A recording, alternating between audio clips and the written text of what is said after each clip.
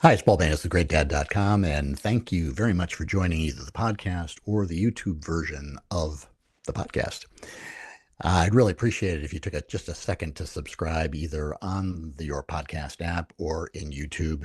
It doesn't really do anything. It's not going to send you any emails. It's just going to show up more often on your feed, and it does me a lot of good in terms of getting more exposure for this work I do to support dads.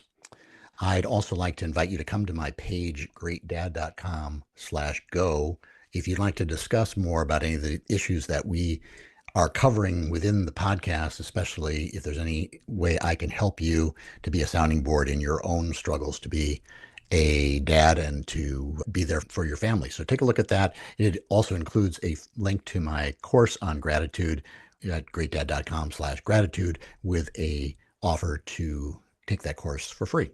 So see you in a second.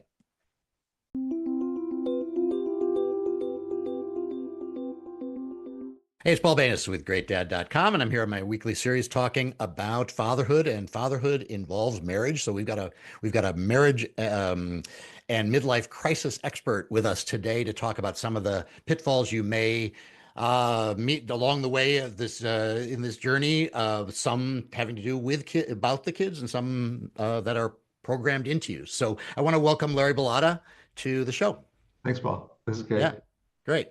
Well, I'm really curious about this since I'm in a marriage. I've been married for 27, 28 years. We've had our ups and downs, and we struggled with all the classic times that you and I were discussing a little bit before, at least in my mind, that are stressful on a marriage. For me in my experience and for personally, and then talking to other people, is it was when first year of marriage where we're getting used to each other. It was maybe a little bit during the first year of our firstborn with the new stresses on that, and then a little bit later on in adolescence when the kids are acting up and there's a little bit more to do there. And then now I'm faced with empty nesting, which I know not in my marriage, I don't think, but in a lot of cases is a time when people reassess where they are just because they don't have that child in common. So the reason to talk about this for me is not only to help people in their marriages, but to talk about the children within that and the effect on the children, which I'm always very sensitive to. So maybe we should start with your experience. You're a coach and you work with both men and women in groups. You want to talk a little bit about how that got started and what led you to this? My short story is I lived 27 years in a marriage made in hell. Oh, And good. so the reason it's 27 years is because uh, I got married when they impeached Nixon. And I came out of that trouble 27 years later when they elected the second Bush. So that's my span of time, right? And so when I was living in a marriage made in hell because uh, she was raised by parents who taught her to be a fighter. I was raised by parents who taught me to shut down when there was conflict. So already there's the concept. Like, well, then what happened, Larry? Well, bad things happen, right? so Right. so when you have a value system from your parents, and that value involves fighting, and then the other person that you marry involves values of shutting down and shutting up, things are not going to go well for you because you've got the issues of your love relationship, you got the issues of health, you got the issues of money, you got the issues of all the other things in life, everything from repairing things, which is like my parents didn't repair things, and her parents repaired everything, right? So like a little topic, a little thing like that, we can have big fights, big arguments. Well, what are we doing? Sure. We're literally defending our value system. And that's really what the chaos to purpose scale that I always talk about. I've been doing 15 years of interviews with people on the chaos to purpose scale. So the chaos to purpose scale is 10 to 0. So 10 is where purpose is, and 0 is where chaos is ending. So it begins at purpose at 10, goes down to 0, and 10, 9, and 8 is purpose. And that's where mom and dad love each other and they raise you with a purpose. And that's to turn out a good citizen, right? So that's why they do it. And so that's 10, 9, and 8. Now, if you're a 9, differences between your mother and father. If you're at 8, there were a lot more differences between your mother and father, but they still raised you as a purpose kid, right? Yeah. So that's the first part of the scale. The second part of the So scale is just to interrupt, is when they taught you, you mean a value system, a positive value system, or are there certain values that are more important in this purpose scale? so there's values like commitment, like loyalty, confidence, service to others, kindness. Those are the values of good childhoods, right? Okay. So when you're raised at that place, you get these values and they're in your subconscious mind. And now when you need to do something, the subconscious comes and delivers that value to you. Well, life is easy now. And when you have difficulties, uh, these values are going to be there to help you. So that's 1098. 765 is called the twilight zone. I call it the twilight zone because the parents, and I've heard all these stories, the parents who don't really raise you. They don't teach you, they don't talk to you, they're very quiet people. They're just like kind of there. They just kind of exist. That's the way they describe them. And so the Hmm. twilight zone is where you raise yourself. You teach yourself, you have experiences yourself, you get hurt, you mend yourself, right? So that's the twilight zone. And then chaos begins at 5 and goes down to 0. And chaos is abandonment plus abuse plus neglect. So abandonment, abuse, neglect. So the more you have, the lower you are. And so that's the scale. So why do I do that scale? Because if I'm talking to somebody and I don't know anything about them other than what they're telling me, I'm lost because I have no idea of who I'm talking to. But if I hear this person say, well, my childhood is a 9 on your scale because, and then they tell a story. And the story is very supportive and got great values and everything. But the person I married is a 2. Is a 2, right? Okay, so 2 values. So what are the 2 values? Well, 2 values are selfishness, lying, anger, gossip, uh, uh, defensiveness, anxiety, fear, doubt, worry. Those are the values of zeros. And so because you have those values and you marry somebody from a 10, there's going to be trouble just for that reason. It doesn't even, you can have kids and you have kids, but what are they doing? They're literally being drawn in to your childhood value system. And if your childhood value system is a 0 and your other childhood value system is a 10, I got a mother who's a 0 and a father who's a 10. Well, now I'm torn. I'm all confused. Like, what am I supposed to do? So what happens is the children gravitate to the person they like the most, the person who's most like them. Yeah. And the person they're most comfortable. Like, I take after my dad. You've heard that, right? Yeah. What are they doing? They're literally following their father's value system. Oh, I take a lot after my mother, right? And so that's what they're following. They're following the mother's value system. So when you're talking about having kids, you're really talking about the value systems that you have from your childhood going into the marriage. Here comes the little baby. 20 years, we're going to have an adult, right? So in that 20 years, what's going to happen? Well, in the first 10, the values go into the subconscious mind. So the values of commitment and loyalty and confidence and service to others and kindness. And so all those things are going in and it's like absolutely seamless in how it comes in, right? Because the baby is just taking it in. There's no Right. filter. There's no like objective. Oh, Dad, you said, there's Right. none of that. There's no analysis. The 10 years is what actually gives you the lifetime you have. So what are the most troubled people in prison? They're chaos kids, all of them. They're all chaos kids. There's no 10s and no 9s in prison. Why? Because a 10 and a 9 gives you a value system of all these positive words. So what I talk about as I talk about the right mind and the wrong mind. And I do that because people get helped when they start thinking in terms of the right mind and the wrong mind. So what is the wrong mind? The wrong mind is every word we have in the English language, every word that's negative that makes us feel bad. So if we look up those words, we're going to have bad definitions and we're going to feel very bad from the definitions because anger, killing, murder, doubt, worry, anxiety, fear, right? All the words, right? That's like 1,000 words in the wrong mind. Mm-hmm. So that's the wrong mind. Then we have a right mind list. And the right mind list is also 1,000 words. The right mind has words like kindness, love, beauty, unselfishness, forgiveness, right? All kinds of things are in this wonderful positive list. 1,000 words on the right mind, 1,000 words on the wrong mind. So what are we doing? We're drawn between the right mind and the wrong mind. and it comes down to a percentage of time you live there. So, so for some people's lives, they are 50% in the wrong mind, and 50% of the time they're in the right mind. And so they're torn. They're torn because they have a value system that makes them bounce. For instance, like if you were raised at a 5 in the world of So, the Twilight Zone. so can in a marriage that has like a 10 and a 2, like you say, can a dad being a 10 transmit those positive values without the mom in this case transmitting her negative values, or does is it There's a lot of marriages like that. I see them. I see the marriages like that. And so when we got a 10, what can the 10 father do? The 10 father can help the child become a person who lives in their right mind. And what is that? That's all the thoughts of the positive right mind. That's what the right mind is. It's all the great thoughts of everything we want to as fathers. So as a father, your job is to teach your children what's valuable to you. Because if you have a 0 wife, and that 0 wife literally becomes her 0 values, right? If she's gonna take her kids and she's gonna dump those 0 values on those kids. And so as a father who's raised at a 10, what are you gonna do?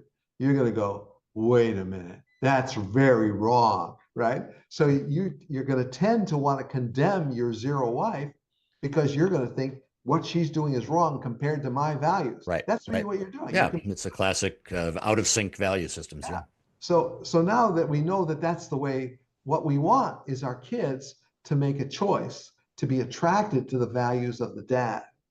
Because if the dad's a 10, he's got 10 values. His job is to teach the kids the 10 values.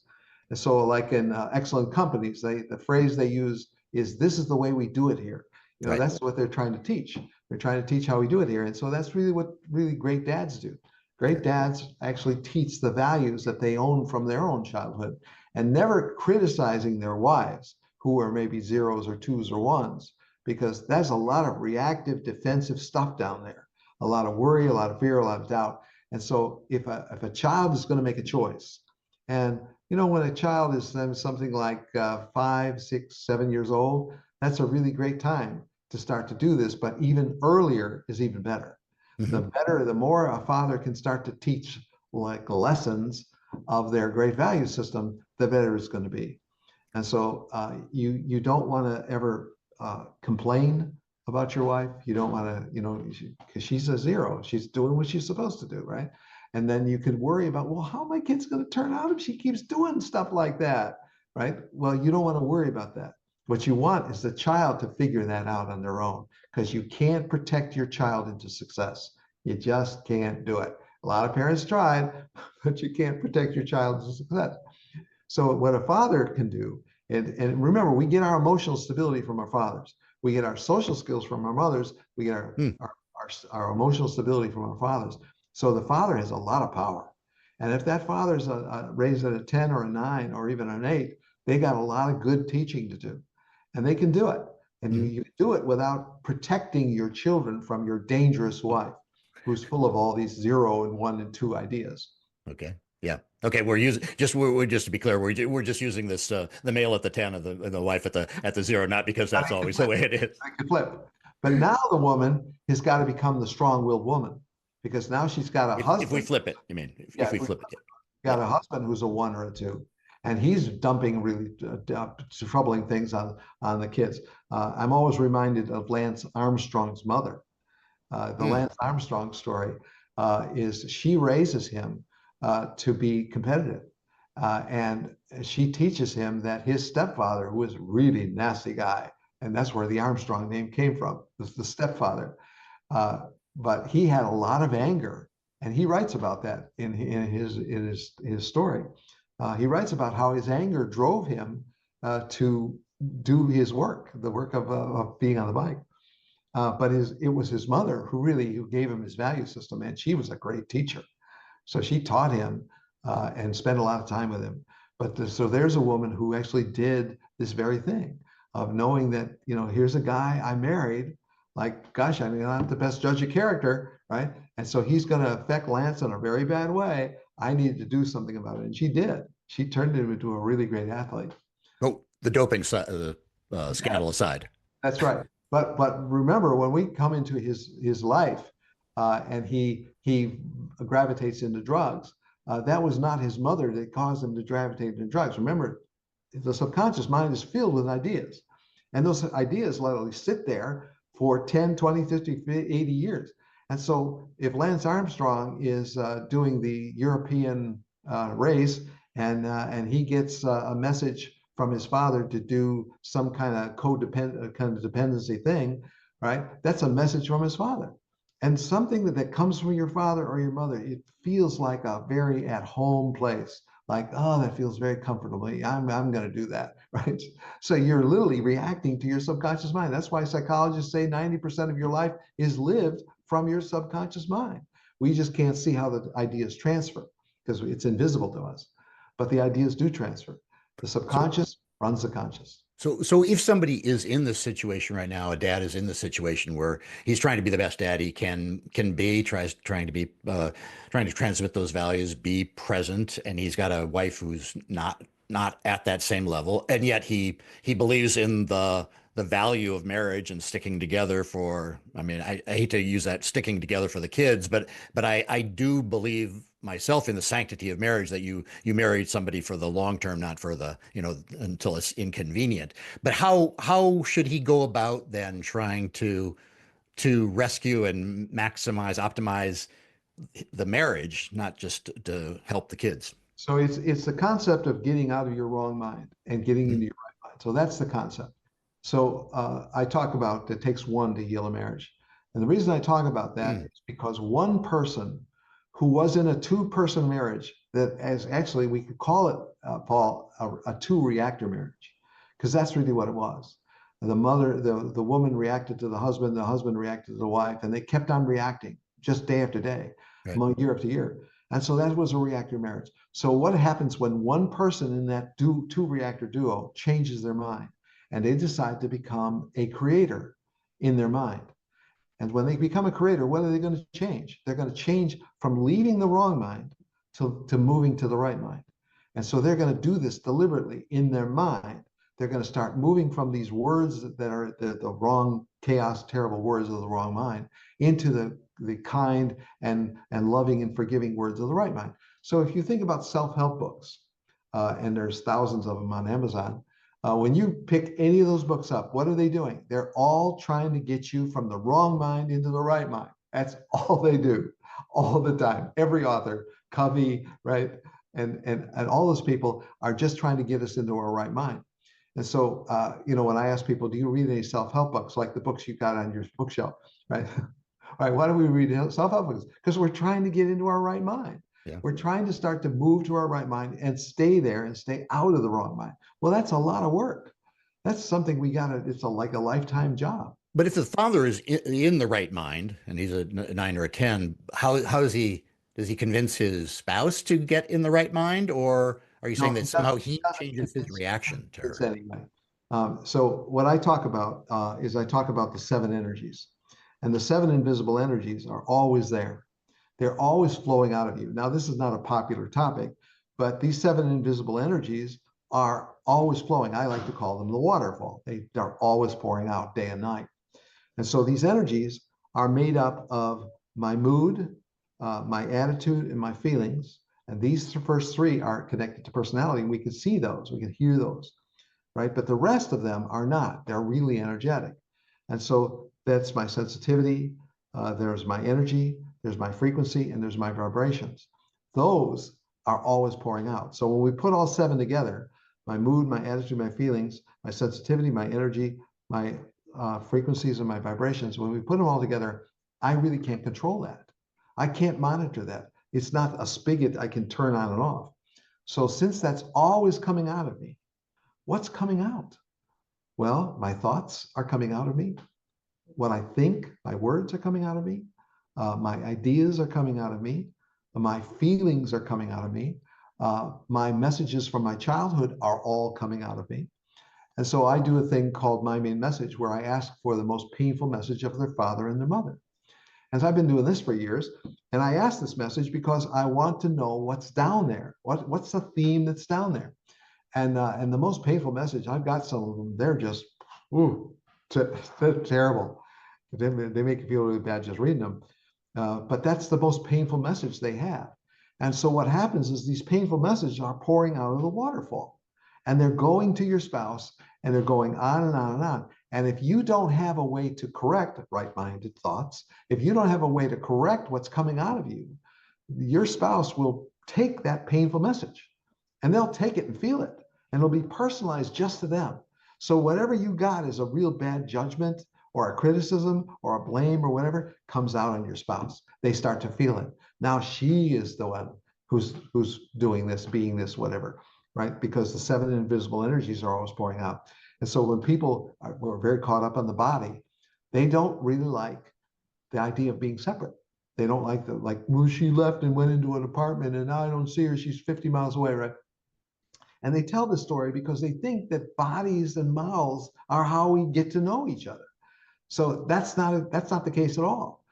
Because I've seen this as people change their energy, as they change what they think, if they change what they imagine and they change what they believe, they change all kinds of things because the waterfall is carrying all those changes to their spouse. If they're 1,000 miles away, they can feel change. So I think I'm unclear on this though, Larry. As I can see how that would be the way the person who's at a 2 needs to change to be with the other person, but the person who's at the 9 or the 10, supposedly they would have more positive thoughts and they don't need to change as much. So do they have to lower themselves to meet the spouse, or how do they react to the negativity? If a person's a 1, I've talked to some people who want to be, they want to be the stayer. They want Okay, to so you talk to people. You're saying that there are a lot of people who are down low and they still want to save their and marriage. they're calling me, and they're the stayer. And the Yeah. person who's leaving, I don't talk to. They're the leaver, and so they're talking to me about their leaver. Uh, So they love their leaver. They want their leaver to come back, right? Even though they're a 1 or a 2, Even right? though they're 1 or 2, right? Right. So what are they really saying? They're saying, like, this idea of getting into my right mind, this seems like a lot of work, but I really need to do it because the more I do it, even when I've tried in little ways to do little things in my thoughts, just little changes, I've sensed that she feels it. And she feels it and she reacts really well to it. But if I feel bad, if I think bad, if I have negative thoughts, she feels them. She knows it. And oh my gosh, it really happens that way. She really feels the waterfall. And because she's feeling the waterfall, I really don't have to tell her anything. There's some people that are not good with words. They're not good at putting feelings into words. And so since they don't have that, they don't have to really rely on, we need to communicate. No, you don't. You don't need to communicate because the waterfall is doing all the communication work for you. And and this is like a thing that people have to take by faith, because that's why I identified the 7 invisible energies. Because when you get to my energy, my frequencies, my vibrations, well, what does anybody know about that? We don't have instruments on us. We don't know this, right? But those things are there.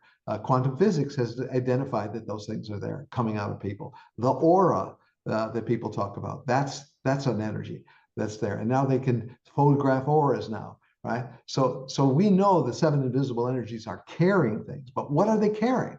They're carrying messages. They're carrying real thoughts. They're carrying what you really believe, what you believe in. All that stuff is going to the person you marry. And that person you marry is a very special relationship because you're very close. And because you're so close, that's a person who really, really knows those 7 energies. So if you are the 10, uh, and you're leaving, you're thinking of leaving, what do you do to get back in sync with the 1 or the 2, other than saying you should go see Larry and take the group coaching course? Well, now we're talking about levers and stairs. Okay. So when we look at levers and stairs, what do we always see? We see that levers have divorces in their childhood. We see that stayers had people who stuck around and stayed with it, right? So they literally got the lessons of how to stay committed. Even if they're in low on the scale, they have commitment, stay with it messages. So for my wife of 40 years, we had a message from both of our sets of parents. They didn't agree on anything, by the way, but the message they were clear on: stay married and stay miserable. That was what was clear for both of us. And so when we went through all our difficulties, why did we stay? Because we got the message: stay married, stay miserable. And so they both did that in their own ways, and so we got it. So everybody who is a 10 or a 1, everywhere on the scale where you are, you still are free. You still can make a decision. Now you have all these messages in your subconscious, which makes you look like you're not free. It makes you look like you have to do what they tell you, but you don't have to do what they tell you.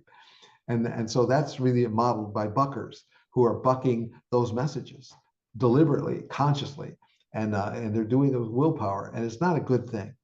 So if you have those messages in you that are very negative, because you grew up in a home that was a very wrong-minded home, the answer turns out to be, of all things, it turns out to be love. Because when you love, you heal a lot of things. You heal things in your childhood, you heal things in your children, you heal things in all kinds of ways when you focus on love. When you feel love, when the emotion of love is in you, you have a lot of healing power within yourself and for other people. So that really turns out to be where the solution is, like the Beatles said: all you need is love. Why they say that over and over again? They said it because all you need is love. You need love to heal all the stuff we're talking about.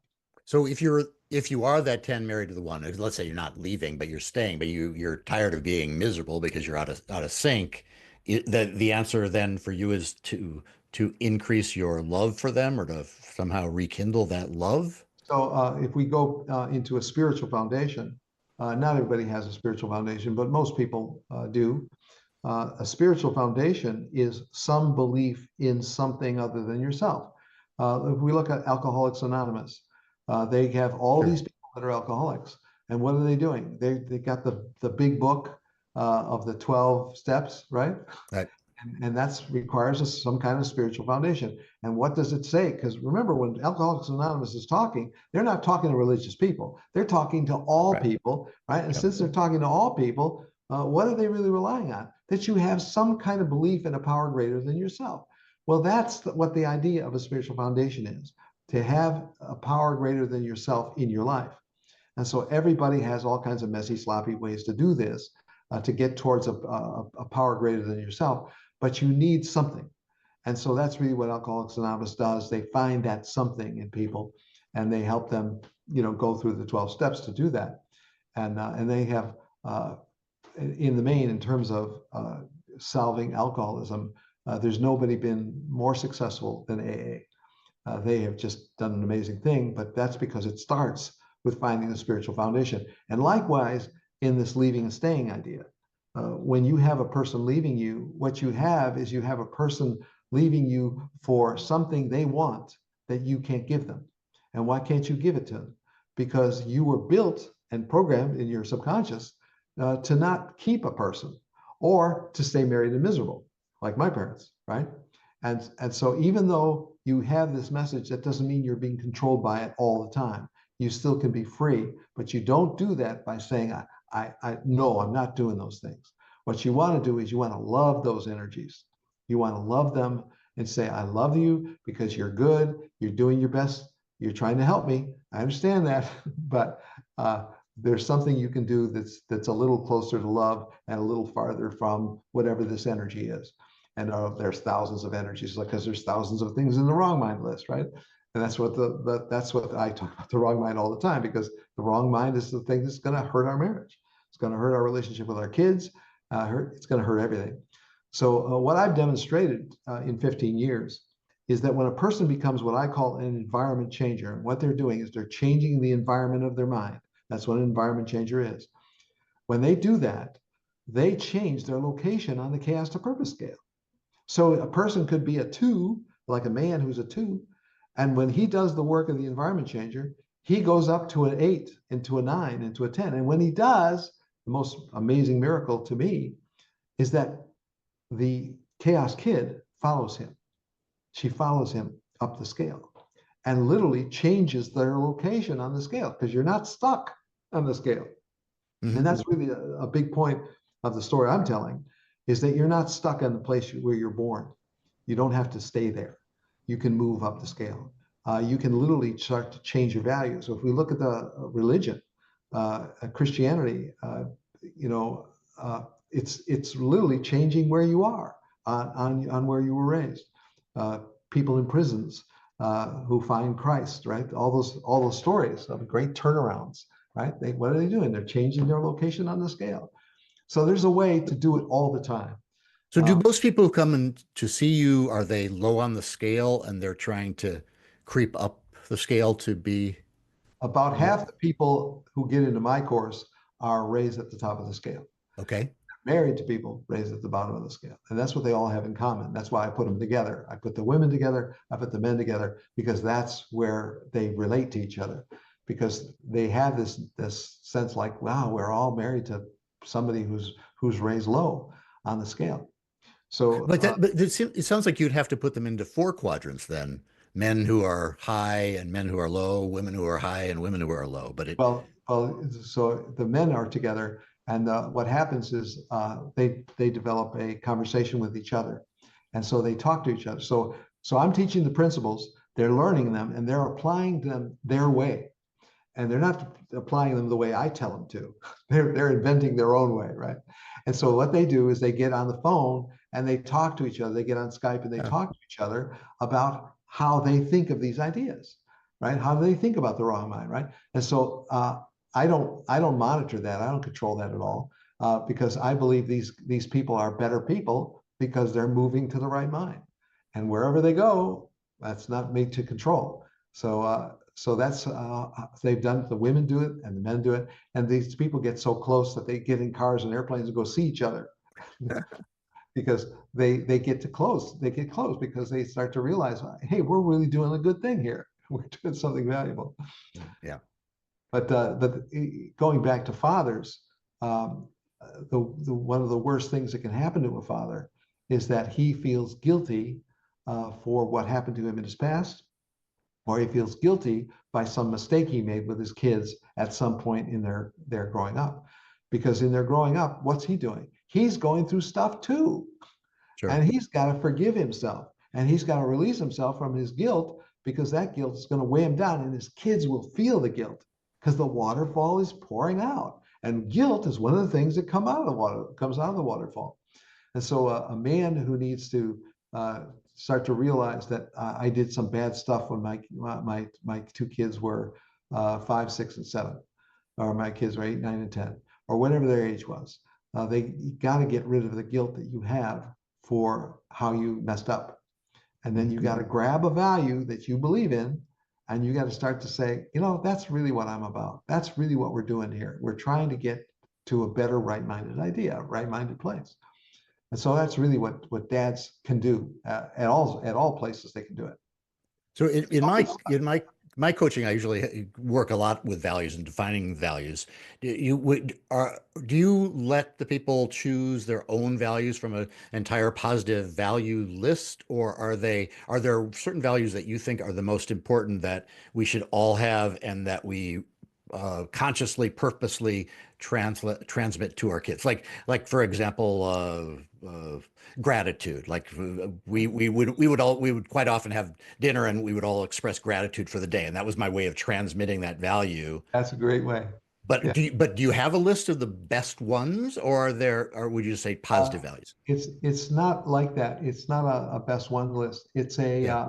the Okay. way you were raised is the way the value came in, and it comes in with a style to it.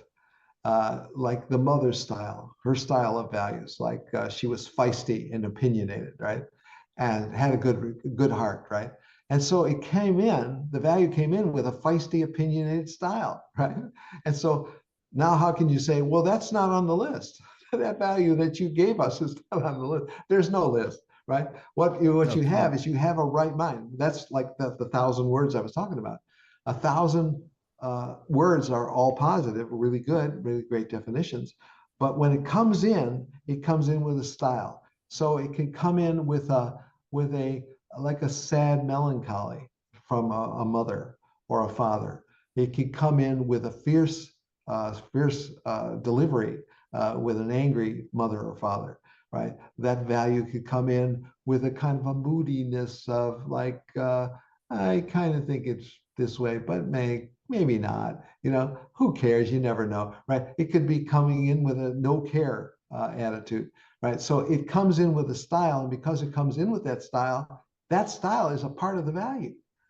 And now you own not just the value, but you own the style it was delivered in. And you don't see how it came in because you can't all remember all that. That's 53,000 hours of time those 10 years. And so you're not going to remember how it came in, right? But it comes in with a style of delivery, and that's really a part of the value. So you really can't make a hard code list. You should have gratitude on there. You should have thankfulness on there. You should have, right? That's not the way it is. Yeah, okay. Okay. It's really combining the style it was delivered in and the value itself. And when you start doing some digging into your childhood, you start realizing what those are. So I know you have an opinion on what you should do if your partner says they want a divorce, or if they maybe there's a difference here if they throw around the word divorce versus the person who says this is it, I want a divorce. It's not normally given in a sudden announcement, but uh, Hmm. I want to say something about people who live in a shell. And the shell I'm talking about is a shell of a belief system. And when they live in, and I typically see this mostly with women, not with men. But so if we start mostly with women, women build a shell around themselves that says, I got a good husband. He's got a lot of issues I need to fix, but yeah, for the most part, he's pretty good. And I like the money. The money's really good. And the freedom to spend it is really good too. And so, I like my friends. I got some really good friends. And I got really a lot to be thankful for. Okay, so that's a woman who's building a shell. And that shell is got everybody in it, but not her husband. Did you notice how the husband's not in there? Yeah. Yeah. She's talking about the money. She's talking about the friends. She's talking about the family. She's talking about, right? But he's not there. Why is he not in there? Because she does not tune in to his emotional makeup. And typically, talkers marry people who are quiet. Talkers who are really good at talking and want to talk all the time marry people who can't talk much at all, right? So what I typically hear, we're talking about women married to men, the men are not talkers. They can't put their feelings into words. They can't express themselves, right? Common Because complaint. they can't express themselves, they're like, I don't know, I guess so, right? And the women are just trying, why doesn't he feel something, right? Why can't he be like me, right? So the shell that she builds is a shell of contentment. And she builds the shell. She got a pretty content life, but he's not in it because he is a kind of like a mannequin figure that takes a place. Like, well, that's him. He's in his place, right? Because he's a provider and he doesn't say much. And so I don't know about his emotional makeup. Well, what happens to him? Well, he doesn't express himself.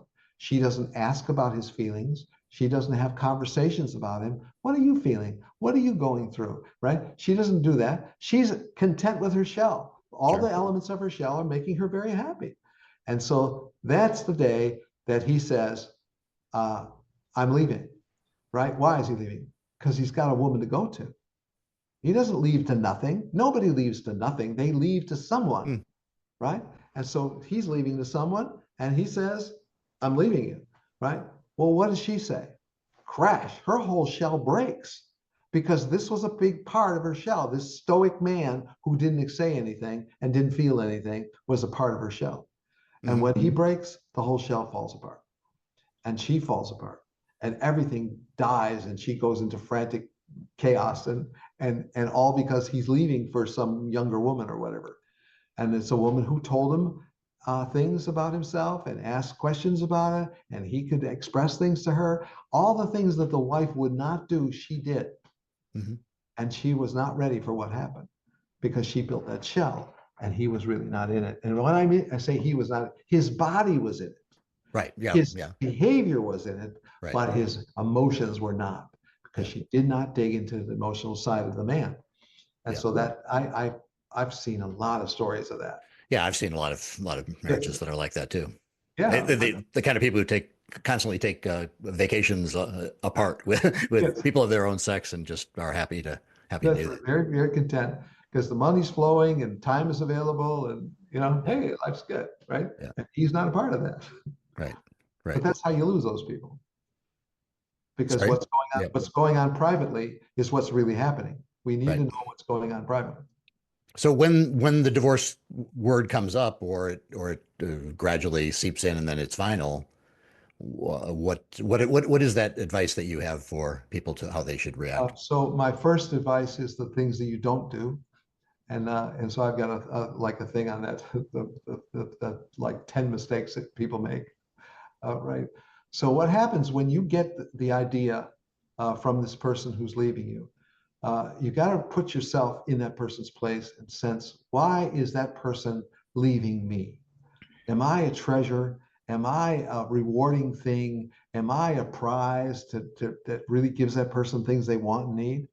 And you got to ask yourself, what am I somebody who should be left, right? And then when you start asking those questions, you start doing like a little deeper analysis, like what have I really given to him, right? Uh, I just got off the phone with a woman who felt very, very guilty. And the reason she felt very, very guilty is after 30 something year marriage, they went through a bunch of troubles, business troubles, financial troubles, and it was painful, very, very painful. And what happened to her is she got mean. She got really mean and really mad and really accusatory and really judgy. And so she really regrets that, right? Because this was a guy who didn't deserve that, right? And so he found a woman who was giving him the feelings he was looking for. And so now he's gone, right? So she's 4 years later, because this happened during the pandemic. She's 4 years later and she's just living in this guilt. She didn't want to live in it, but she has to because she did all these things and is so really sorry, right? But when you hear the divorce word, the first thing I always focus on is you've got to calm yourself. Calm yourself. And that word calm is got a lot of energy in it. Calm is not just the word, it's all the words that are synonyms for the Mm, words. All the synonyms are all about this energy that represents calm. And when you're calm, when you slow down, while you're down there slowing down, read some mindfulness books, of which there are a lot of them now, yeah, right? And so when you become mindful, you start looking at the divorce in a different way. And you start seeing that um, he's not doing this to me, he's doing this for me. Like that woman with the shell. She needed to have that shell broken because that was an artificial construction. right. She needed some kind of thing to happen. Otherwise, she wouldn't be able to wake up and see what kind of life she had. So, calming yourself down, mindfulness, and meditation. So, those things are going to be very helpful because they all slow everything down. They slow the way you think, they slow the way you feel, and you become more spiritual. And so, that's the better path to help with divorce. And then there's a lot of books on divorce that what to do and how to feel. But all those things are moving you towards the right mind and try to keep you from accusing yourself and judging yourself. So when you get into the divorce place, you really have to step back and say, like Fonzie did, whoa, you kind of have to do that because you can't get, because the more angry you get, the more Right. frantic you get, the more desperate you get, the more you lose all of your focus. And That's now yeah, any goodwill you've ever built, that leaves. right. You've lost your goodwill.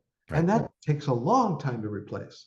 So Yeah. you don't want to do all those crazy things that destroy you during divorce. But oddly enough, Paul, is we're talking about this warning, and we're talking about a warning that very few people will ever listen to. Like, gosh, I should prepare myself for divorce. Nobody's going to do that. They're not going to prepare themselves for divorce.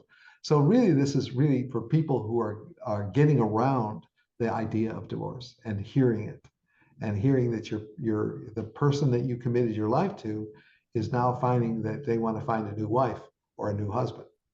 Hmm. And so now that they want to find a new wife and new husband, that's the time for you to do some soul searching. So do you find that there are some people who throw that word around a lot, and then others for whom that's a really the most dangerous word that you could say? Well, it's what the word represents. The word Right, represents right, separation. And so physical separation, obviously, but spiritual separation also, right. and emotional separation. So when you get all the levels that we came together with all the levels, now we're separating all the levels. And so when we say divorce, everything that we ever liked, everything we ever enjoyed, I'm going to separate it. Well, that's a horrible, painful idea. Like, so when you throw a divorce around as a threat, you're really trying to wake up the other person. That's why you throw Mm, it around. right. Like, well, how would you like it if I divorced you? Right. So it gives some kind of threat, right? Well, threats don't wake anybody up. What wakes people up? Paperwork, filing paperwork. That's what wakes people up. And I've seen that in a lot of marriages. I've seen paperwork, divorce paperwork that's delivered by the sheriff. That wakes men up, especially men, because men fall asleep badly. And so they get that paperwork. And actually, it's a really good strategy for a woman to file paperwork, to file divorce, because if the relationship is not so broken, it's not so troubled, it's not so really seriously torn apart. If she files divorce, she's really going to the lawyer and saying, "Would you put the paperwork together and send it to my husband because I need to wake him up?" That would be a good strategy. That would be a really good strategy because when he gets paperwork, he goes, "What? What? What? You can't be serious. Yeah. You right, Right. Right. Right. Right. right." But So, that's it takes something like that. so the majority of the people who come and participate in your groups, are they ready to leave? I mean, I guess when would be the warning sign, or when would somebody call you if anybody's, somewhere on the spectrum of divorce So versus in this internal book I wrote for happiness? men, in this book I wrote for men, this is not the woman I married. I put a list in there, uh, Okay. and the list's purpose is for them to see the signs that she's leaving you. You've lost her heart. That's what the list is. Okay. Yeah. And so this list of 21 signs that you lost her heart Mm, is like uh, she's she is on her phone a lot more than she ever was before. She's hiding things. All right, a whole list like that is in the book. Uh, but that's early warning signs. And I like to think that people could read the book and they would get the early warning signs and like, darn, I missed that, kind of thing. right. But I don't think it's going to happen that way.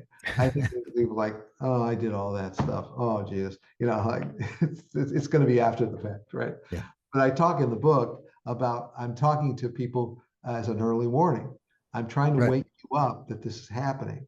And then if you see these signs, it's happening. Don't kid yourself.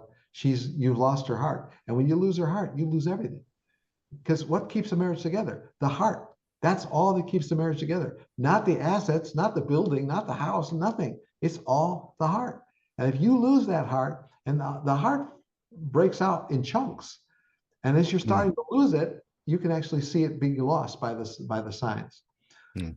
of what's being lost as you're losing her heart, because she starts seeing things like getting breast implants. You know, That would be, yeah, I guess that'd that's be a a word. sign, right? Yeah. That's Right. a highly physical, talked about sign, right? Yeah. Right. Uh, but one of that's a less obvious thing. Uh, but when you used to talk, and the talking stopped. Hmm. Why is the talking stop? The talking stops because you each slowly and quietly have agreements that that topic is off limits. Oh, yeah. Yeah. We're not talking about that anymore. That's off the table. No, don't bring that back up, right? So if you've got that off limit topic thing happening to you, boy, that's a sign you're losing that person's heart. And Yeah. man or woman, you're losing that person's heart Yeah, I because think that's probably very common is that people realize that bringing up whatever the topic is a recipe for having a unpleasant hour or two, and so they just avoid it. And yeah, because they don't know how to talk about it. That's right. what happens. So the better way to deal with those topics, those very volatile topics, is to ask questions. And so you ask questions with who, what, when, where, why, and how. And when you have who, what, when, where, why, and how, that's your starter list.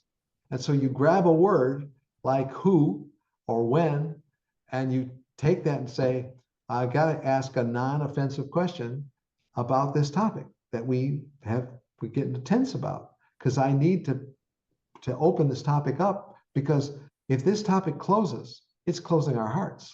Yeah. So I need to make sure that that doesn't happen. So I want who, what, when, where, why, how. I want to grab a question and ask a question. Why am I saying questions? Because when you ask questions, you're not threatening. The moment you ask a question, like, and I'm not talking about why the hell did you do that? Yeah, there are those kind of questions.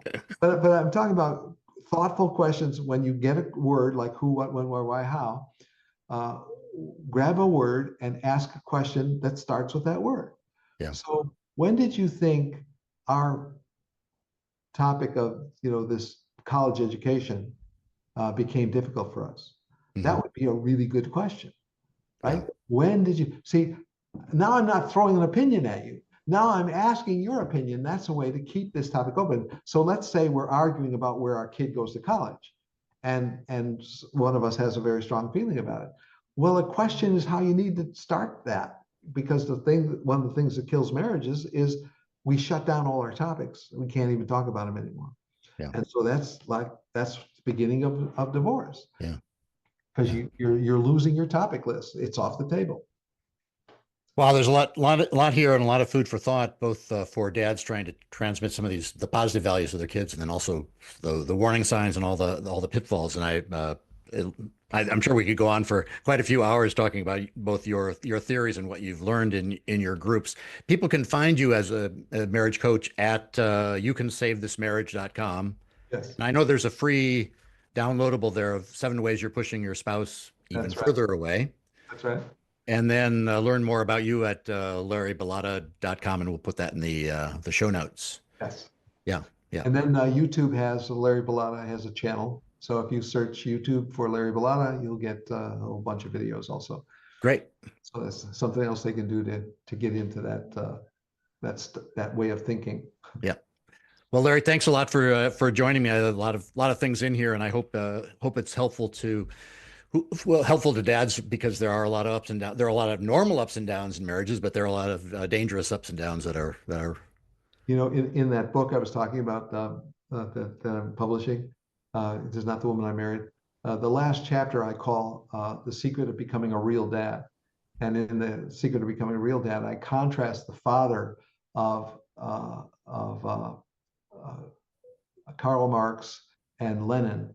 And I contrast them to the father of Abraham Lincoln and Martin Luther King. And so when you see those comparisons, it's all pointing to what does real dads do. And so great dictators have really bad fathers. Yeah. Yeah. And really great leaders have really good fathers. Yeah. I don't know if you've ever read the book, The Worldly Philosophers, but it takes all the people who have developed philosophical thoughts and talks about how their family life and their growing up situation then influenced how they think of the world and the values of money and everything else. It's really quite amazing when you think of how we're formed now. We are so affected by our childhoods. Childhood does all that. Yeah. All right. Paul Banas with GreatDad.com. Thanks again for coming, Larry. And you can find my coaching offerings at GreatDad.com/go, including a free course on developing gratitude. Okay. Until next time, stay strong. All right, bye-bye.